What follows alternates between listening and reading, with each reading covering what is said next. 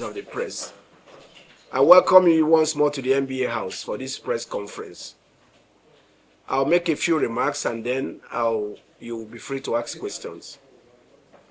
We have decided to call this, to have this press conference in the light of recent developments and some allegations and flying around in the public domain, especially in social media. And I thought it was very important that we have this engagement with the press so as to address some of these issues. As you all know, the NBA National Officers election is scheduled to commence after midnight tonight. That is 18th of July and end by midnight on the 19th day of July. That election is to elect national officers, the 10 national officers who will take over from our current National Executive Committee on the 28th day of August 2026. It's unfortunate that our current election has been made in a lot of controversy. It is unfortunate that some lawyers and some candidates have chosen to play fast and loose with the truth and allege rigging even where the process has not commenced. If I will take you down memory lane, when we had our NEC meeting in Benin, the members of the Electoral Committee of NBA, ECMBA for short, was constituted. Now, the composition of the ECMBA was in line with the constitutional provision of the NBA, which stipulates that the National Executive Committee shall propose the members to members of our National Executive Council, and I shall ratify or approve same. And we made a proposal of the 5 members of the ECMBA, because at that time, our constitution stipulated for 5 members. And by a motion moved by Chief Richard Oma Agonarogo, SAN, and seconded by Clever Oho, the then chairman of NBA Gwagwalada branch, NEC approved or ratified the proposal by the ESCO. And these 5 gentlemen were appointed members of the ESCO. And they were accordingly inaugurated. By our next NEC meeting, our constitution had been approved and registered with the CAC. And in line with the law, which provides that once the CAC approves and registers the constitution, it becomes the binding document. And that amendment had brought in 7 members. We proposed and appointed extra 2 members of the ECMBA and reported to NEC of the fact of inauguration without opposition yet again. I forgot to mention that the proposal and approval of the 5 members of the ECMBA by NEC in Benin in the month of November 2025 was not opposed by any person. There was no counter motion. It was a unanimous decision then. Surprisingly, some persons went to court in Ibadan, led by Ibrahim Lawal, then chairman of NBA Ibadan, who was present at the meeting and did not oppose the composition, alleging that I, as president, merely read a list that NEC did not approve it. There is video evidence which will be made available to you by our communications officer showing the process that we made a proposal and NEC ratified it. He went to court and secured an injunction. There were 4 of them, 4 or 5 plaintiffs in that matter. Got an injunction stopping the ECMBA from operating. Now, the strange thing about that injunction was that they pleaded that there was urgency. Now, this decision was taken in November. Nobody went to court. 3 months after, he suddenly claimed urgency and got an injunction stopping the Electoral Committee from acting and alleging that I was biased. That because of that, the ECMBA should not operate. And strangely enough, too, in the second prayer granted by the court restrained me as president from convening a NEC meeting to reconstitute it. Why do I say it's still strange? You said I violated the constitution and effectively also granted an injunction preventing me from correcting that mistake, assuming I made a mistake, and the court granted this order. As we were dealing with deciding what to deal with this order, which came to light on about March 6, 2026, another order was brought to our attention, ostensibly granted a week earlier, within the same period, that the ECMBA, which has been restrained from performing any function, should only accept and process the nomination of one candidate of the Egba Amofi Odua. The contention being that since we have zoning and it's been zoned to the southwest according to them, that and they have chosen their candidate, that the other person should not be allowed to contest. Now, we have zoning in our constitution, and the zoning is among north, west, and eastern region. So it's along the pre-1963 regional structures. So north is for all the states in the north, 19 states in the north and FCT. Then west is for the southwestern states and then midwest states of Edo and Delta. Then east is for all the southeast states and parts of the other parts of the south states, 9 states.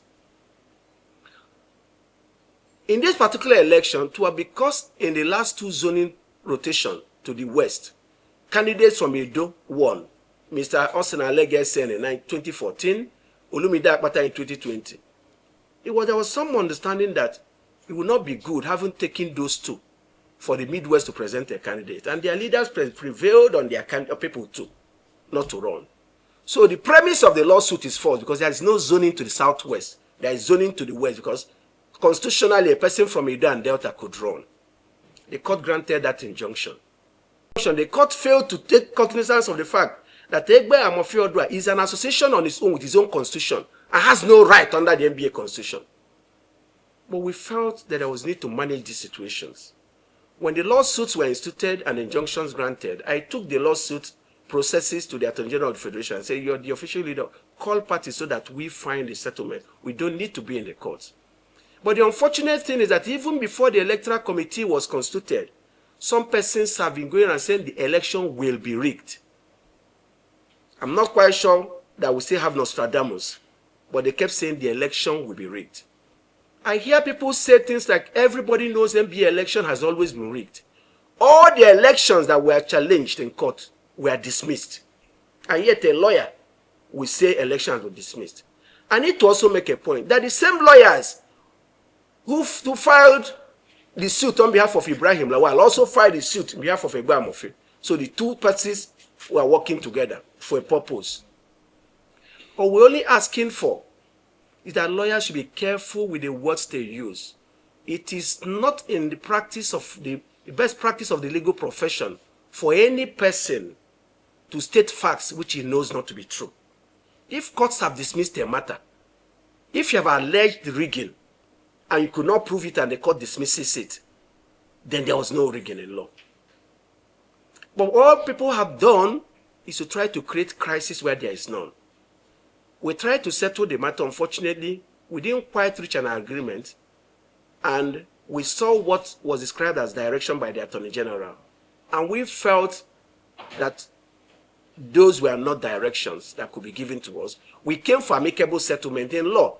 If you sue me to court or when parties are in court and they wish to settle, they sit down and agree on the settlement, reduce it into writing and sign, and file it in court. None of the parties can give the others direction. And the Court of Appeal agreed with the public posturing of the NBA on this issue and saying that no party can give direction to the other parties, that a settlement ought to be consensual. The election is supposed to take place today. Some people are pushing for postponement. We had to call an emergency NEC meeting because people kept calling my name as if I'm a problem. And we said, let our NEC discuss the issues and decide. Unfortunately, in the build-up to it, one of our service providers was arrested, but he has been released. We don't know what may still happen, but we hope that there will be no further arrest or interference with our electoral process. We are committed to holding a free and fair election that has integrity. And it is because of this that the NBA considered to the insistence of some of the candidates, which was made without proof, that our normal electoral process, which involved sending an OTP to your email as well as your phone number, should be that the email part should not be utilized, claiming yet again without proof that the emails are compromised. And we have made that concession, and it's going to cost us millions of naira to be able to ensure that seamless, because we have to now pay to get an ID that will help us send the SMS that will have 100% success rate. There have been heavy weather about, our famous Igwe is going to allow NIN. Let me make it clear here, sir, that by our constitution, the Electoral Committee is independent and does not take instruction from me. And I speak before you and before men that I have not given instruction to the ECMBA. I have not been part of their procurement process. I have not been part of their work. I am as committed to every person to seeing that we have a free and fair and transparent election, so that whoever loses, we know that he or she lost, and whoever wins, we know that he or she deserves to win. But I think it is unfair to continue to malign people. People say my election was rigged. And the man who conducted that election, Shewa Abimbola, was chosen by Egba Amofi to be their selection committee person. And I mention this because we say things without paying attention to the reputational damage it is doing to people. There's a colleague I saw on Arise TV this morning shouting my name. That gentleman is a dear friend, and I have tremendous respect for him. We may have differences on the current election, but I normally tell him something. When you supported me in 2024 and I won, and people said it was rigged, you fought them saying it was not rigged. Suddenly you're saying the elections, we know they are always rigged. I say, was mine rigged? Were you part of those who rigged me in then? I know that if we are to ask some of the presidential candidates in the forthcoming general election, they may also say they don't want the current INEC chair to conduct the election. But the fact that people may in their mind suspect that a process may be rigged does not mean it to be rigged. But let me tell you how our system works. Every lawyer has what they call an Supreme Court enrollment number. And in the NBA portal, you must impute your number. And you agree with me that all mobile operational active telephone lines in Nigeria must have a verified NIN. So by sending the OTP that allows you to vote to that number, NIN is already involved in the electoral process. But what the NBA refuses is to have an electoral process that will make you, as you log in, you put in your NIN, it takes you to the NIMC website or database. It verifies it. It means that NIMC controls our election. It means that they will verify who votes. And whether you like it or not, many of our female colleagues especially, who got married after being called to the bar and have had to change their names, have not gone to the Supreme Court to change their name. If we are to use that NIMC database, they will have a name mismatch and they will be unable to vote. And we cannot support any system or process that will disenfranchise our members. In as much as we are all for transparency, we want a process that is fair to all and does not place an uneven burden on people. If we had wanted NIN, we would have stipulated it in the Constitution, and at the point of imputing your data in details in our portal, we must put that. Our electoral processes have so far been fair. I was elected overwhelmingly in 2024. One of those who ran against me then claimed that some of his supporters tried to vote and discovered that their names, identities had been stolen and somebody had voted on their behalf. And we challenged them publicly to bring forth one person 2 years after no name has been brought. And yet people cite that as an example of rigging. It was Banksy that said that when you repeat a lie several times, it becomes politics. So we're playing politics and we understand that. But unfortunately, they appear to have a louder voice, tarnishing images people have built over the years. I don't know about people. I have never been part of a plan, participated in, aided, or condoned rigging. I have never planned it and I do not intend to. So I'm giving, people are arguing, Omar is trying to impose a candidate on the bar. And yet, there is a group of persons that says, we have endorsed one person, nobody should run against him. And we are saying, if there's a sole candidate, the person goes on to put. But if there's more than one person, we must have an election. And yet, we are the ones being accused of imposition. We want free and fair election, and to show that the allegations against us of they will rig the election is mere politics. People are repeating a lie to influence people's minds. You know what we have done? We have invited DSS to come with a technical crew. And they have appointed somebody, EFCC, ICPC. And we have invited foreign countries to bring their technical team to query our system and to monitor it. And one of those groups wrote again that the foreigners should stay away. What do they want? You accuse people, they open up their systems, and you say they should not look at it. Ladies and gentlemen, it's all politics. And I want you to hold us accountable. Monitor this election, report on it, ask questions. But we must not allow falsehood to stand. I'm not quite sure, but I think it was also Gobert that said, when you take a bit of truth and mix it with lies and repeat it, you believe it. I think they have found themselves in that situation, where they have told themselves so many lies that they now believe it. Our system is open. We invite you to be part of this process to ensure that whoever wins this election deserves to win. And I say, interestingly, in every election, they single out only the president for rigging and congratulate every other person. So you rig it for only one person, and the others won. I think it's a case of sour grapes.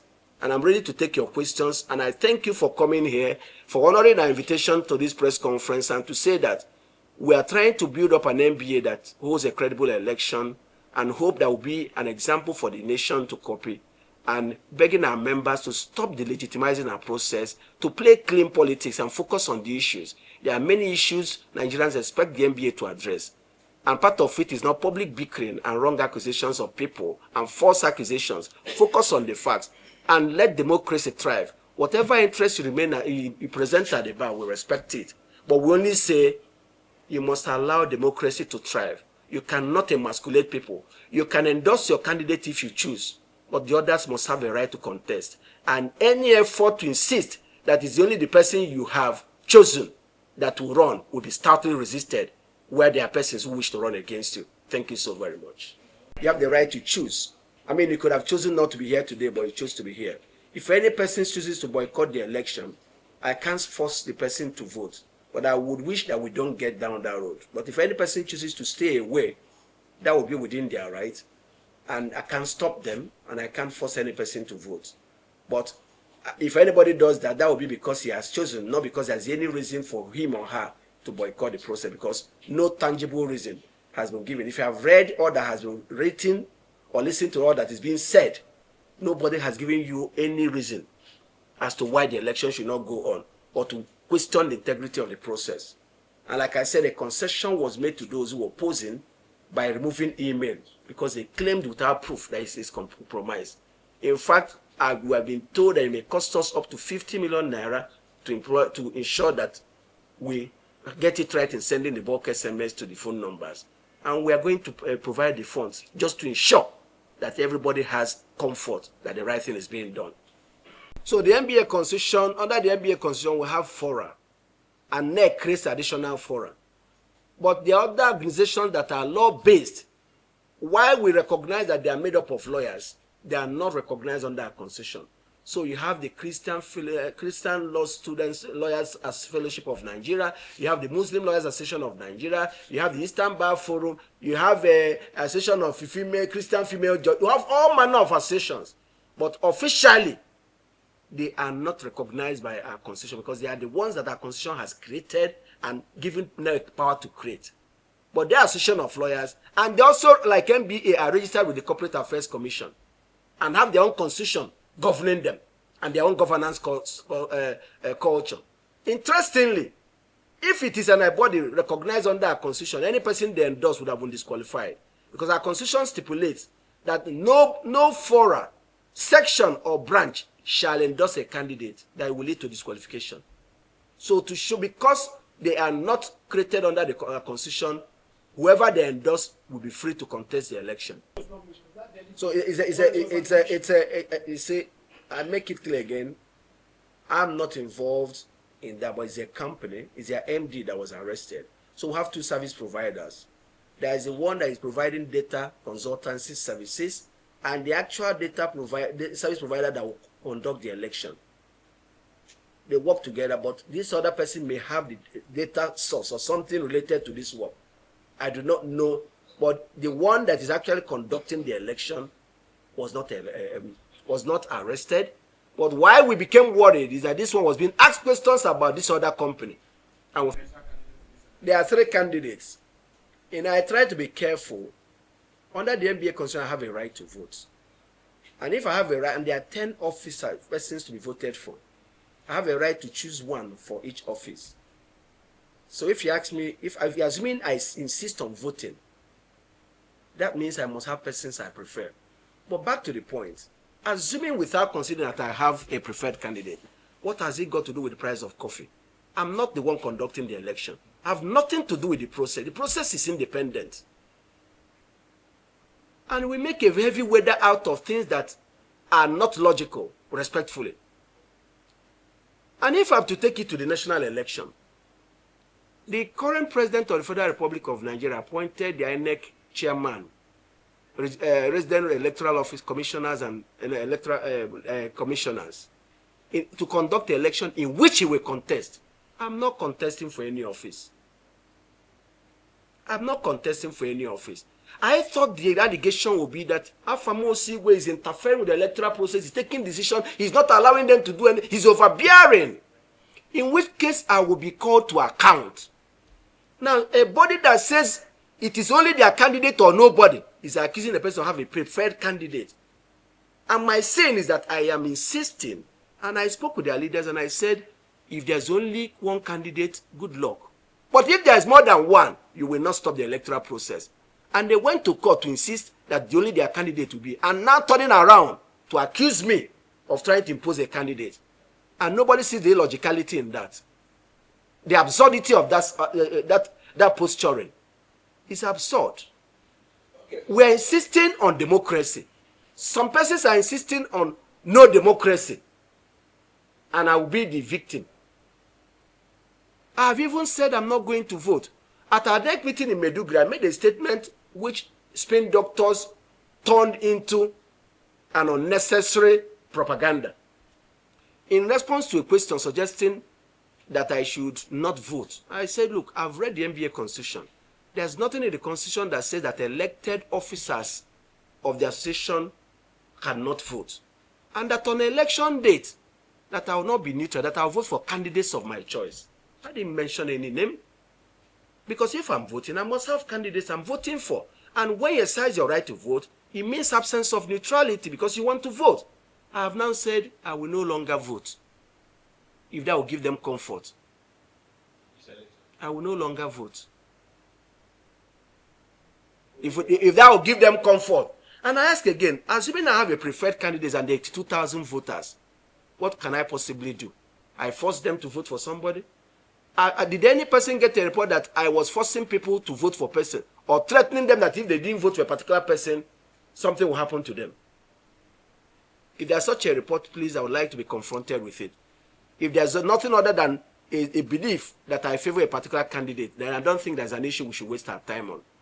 Because there's no allegation of wrongdoing to which I should answer. Yes. So it is still in court.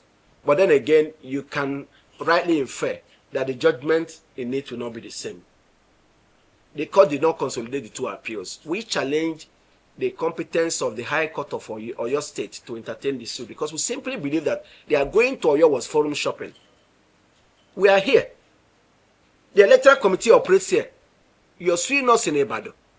And we said, no, this deals with the issue of management of a body registered under the Company and Allied Matters Act. So it is the Federal High Court that has jurisdiction, not State High Court. And the court agreed with us. And the issue, they are the same in the two cases. So that matter is still pending in court, but it will not end up differently. We want to have a seamless transition. And we want to also elect a president that will enjoy the respect of the Nigerian people. We should not succumb to the emotional and public blackmail by persons who believe that by denouncing the process, by simply tarring it with a blanket brush, of allegations of there will be rigging without providing any facts that justifies that allegation. It is all part of a ploy to diminish the NBA, to reduce our moral standing in the public, and rob our leadership of the moral authority to speak. We should not allow these narratives to go without being questioned. When somebody says the election will be rigged without providing details, we should take oxygen out of that empty allegation, because it's speculative and does nothing more than harm the image of the association and those who are being, how do I say it, accused without even having an opportunity to defend themselves. We will ensure that this election is free and fair. We want the whole world to come and observe it and confirm the transparency of the same. Nobody should get away with wild rumor because he has been given a public platform. Thank you so very much for coming.